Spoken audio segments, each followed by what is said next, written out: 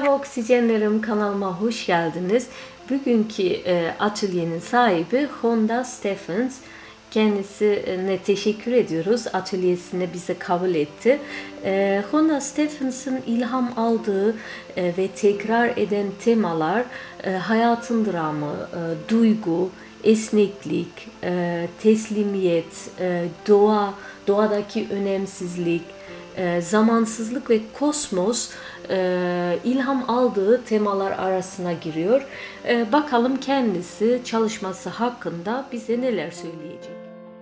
Ja, Gonda, ik zie dat je een schets maakt.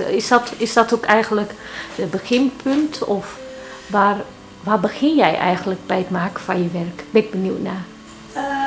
Ik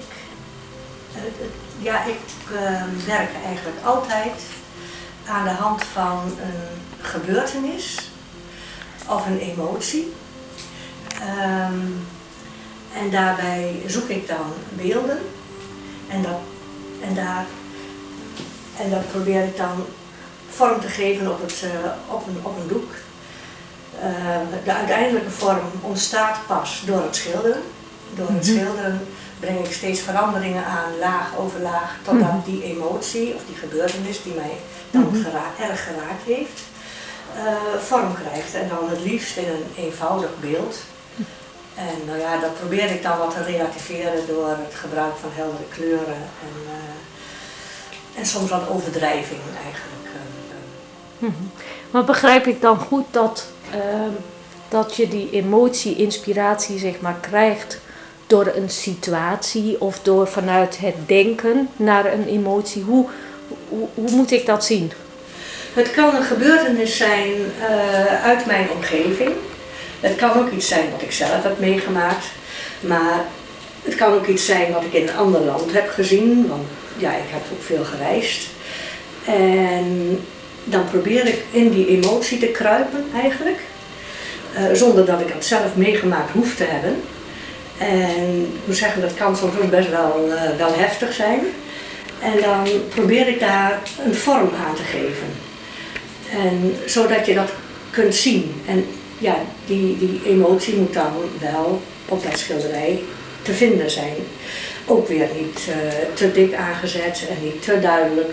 Want ja, het moet wel raken ook aan ervaringen van andere mensen die daar dan ook weer iets mee kunnen. En de kleurkeuze, hè, dat het is nou, je gaat op een wit doek beginnen en op een gegeven moment, hoe komt die kleurkeuze tot stand? Dat gebeurt intuïtief. Ik bedenk het niet van tevoren.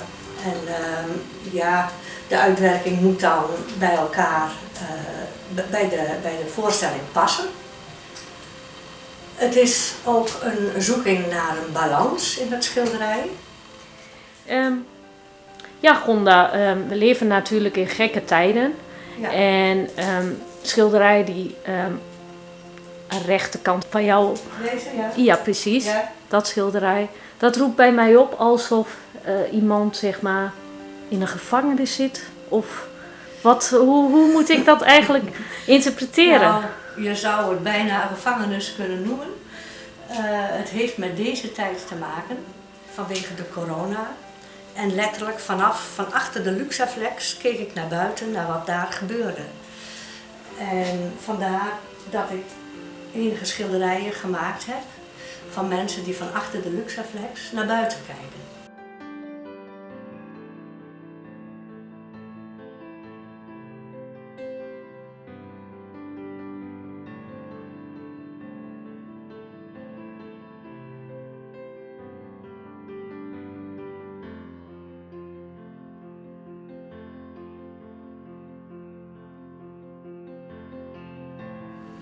Ja, Gonda.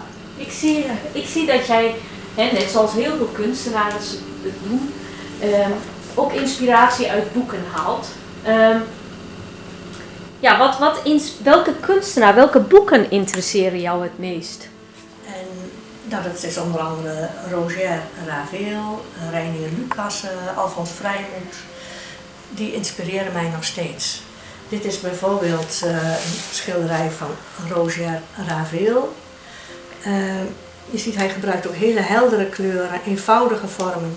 En je kunt wel zien eigenlijk dat dat in mijn werk ook gebeurt. Verder ben ik erg geïnteresseerd en ook gefascineerd door de Russische kunstenaars van de Russische avant-garde. Zoals bijvoorbeeld Malevich. Die is wel erg bekend om zijn abstracte schilderijen. Maar op het laatst van zijn leven heeft hij bijvoorbeeld dit soort werken gemaakt. Figuratief, maar heel abstract, ook met heldere kleuren. En in Rusland was heel veel aan de hand in die tijd. En dat heeft hij in de Stalinistische tijd. En dat heeft hij ook duidelijk willen maken in die schilderijen. Mensen op het land zonder gezicht. Mensen mochten niet openlijk hun mening vertellen. En dat heeft hij allemaal in naar voren gebracht. Ja. Vind ik fascinerend. Mm-hmm. Ja, inderdaad, want dat valt me ook eigenlijk op. Hè. Ik zie natuurlijk die 2 beelden achter jou, daar zijn wel gezichten in verwerkt en ook in die blauwe. Maar ik zie ook heel veel schilderijen waar geen ogen in zijn. En die eigenlijk, mag ik het zo noemen, gezichtloos zijn. Heeft dat een betekenis? In zoverre voor mij niet echt die symbolische betekenis die Malevich erin legt. Voor mij is het meer dat zo'n schilderij dan wat universeler wordt. En meer door anderen ook te interpreteren is als iets wat hun aangaat. Een emotie die jou ook aan kan gaan. Ja, Gonda, ik zie hier 2 flyers, maar ook op de muur zie ik dezelfde schilderij in het echt. Ja. En waar gaat dit eigenlijk over? Waarom zijn de flyers van dat schilderij eigenlijk? Ik heb een jaar geleden een solo tentoonstelling gehad in Hengelo, in de A-galerie. En achter op die flyer staat dan waar het over gaat. De titel van de tentoonstelling was Ach, het leven. Dat is ook meteen de titel van dit schilderij. En het gaat eigenlijk over hetzelfde als waar ik net al over vertelde. En ik heb veel thema's, ik zal ze hier even opnoemen. Dat zijn dan kwetsbaarheid, diversiteit, drama van het leven, veerkracht, levenskracht, moed, berusting, natuur, nietigheid, tijdelijkheid, kosmos. Het is heel veel en daar gaat het meestal over. Ja, wat prachtig. Prachtige grote thema's zijn het, waar je veel inspiratie uit kan putten. Ja. Nou ja, het gaat over het hele leven eigenlijk, over wat een mens mee kan maken. En de positieve insteek, ook met name, inspireert me erg. Ik heb veel reizen gemaakt, onder andere. Veel ook naar Centraal-Azië de laatste jaren, met een tot camper verbouwde vrachtwagenbus. En ook daar heb ik veel mensen gezien die in hele moeilijke omstandigheden leven, veel te maken hebben met de heftigheid van de natuur, zoals mensen in Mongolië die daar op de steppes leven. En ook gezien hoe vindingrijk mensen zijn om toch goed te kunnen leven en ook gelukkig te kunnen zijn. En daar gaat ook dit schilderij wel over. Deze mevrouw die berust in haar situatie. Ze doet een soort meditatie, ze heeft de ogen dicht, ze kijkt in zichzelf. En achter haar zie je dan een regen of het weer. Maar het heeft wel heldere kleuren. Je ziet dat haar hals verouderd is. Hè. Ze heeft al een heel leven achter zich. En dat is wat ik er zelf bij gedacht heb. Mooi, dus als mensen minder te besteden hebben, dus niet in welzijn kunnen leven, is het zo dat ze dan vindingrijker zijn en ook dat ze meer voor andere mensen over hebben. Heb je dat ervaren tijdens je reizen? Ik heb wel ervaren dat mensen, als ze in moeilijkere omstandigheden leven, heel gastvrij zijn en gewend zijn blijkbaar om mensen te helpen.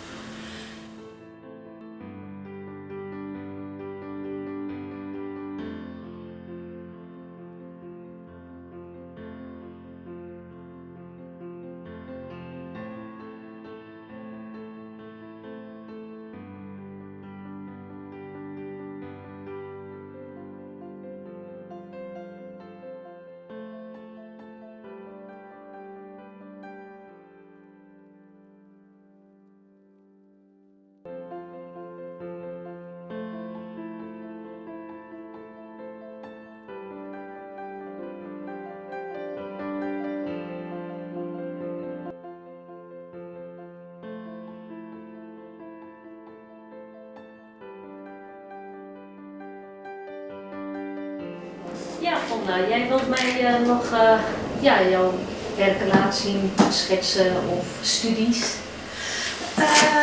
Ik heb hier een stelletje portretten, zelfportretten eigenlijk. Die heb ik gemaakt met een heel klein spiegeltje, een vergrootspiegeltje, zodat ik steeds maar een klein gedeelte van mijn gezicht zag. Het lijkt dus niet, daar gaat het niet om, maar ja, ik heb ze gebruikt om portretten van te maken. Ik probeer dan toch weer een bepaalde emotie vorm te geven. En heb dat op deze manier gebruikt. Ik heb het op vakantie gedaan. En het is ook altijd makkelijk om jezelf dan te gebruiken, want andere modellen heb je meestal niet bij je. Klopt, ja. Maar omdat ik het zelf niet wil zijn, en ook eigenlijk niet ben, heb ik dan dat vergrootspiegeltje gebruikt, dat kleine spiegeltje, zodat ik er ook niet op lijk. Ja, Gonda, ik zie dat je bij een werk staat met een dansende vrouw of wat. Misschien kun jij het beter uitleggen natuurlijk. Het is inderdaad een dansende vrouw. Ze staat wel in een beetje onmogelijke houding.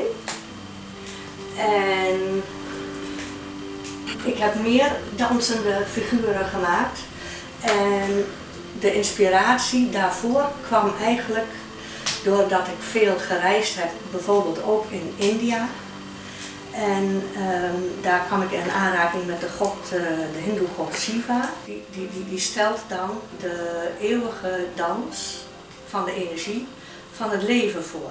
Deze dans is een kosmische dans. En door de beweging, de voortdurende beweging, dat schijnt al de basis van het leven te zijn. Dat vond ik heel intrigerend, want ik ben ook erg gefascineerd altijd door het feit dat mensen door uit moeilijke situaties altijd weer uit kunnen komen. Ja, Gonda, ik word eigenlijk bijna stil van al die emoties die ik hier zie. Het raakt me wel. Eén is heel erg neutraal, andere is blij. Maar het raakt me op een of andere manier, jouw vormen, jouw kleurgebruik. En je staat nu ook voor een schilderij die ook mij heel erg raakt. Je bedoelt deze? Ja. Ja. Nou, dit gaat over het loslaten. Het loslaten van iets wat je dierbaar is. En daar wil ik dan ook weer niet te zwaar aanzetten, maar het is toch wel een heftig verhaal eigenlijk. Maar het komt in ieders leven voor. Je wilt er liever niet over nadenken, maar het gebeurt wel. En vandaar ook dat ik dit dan geschilderd heb.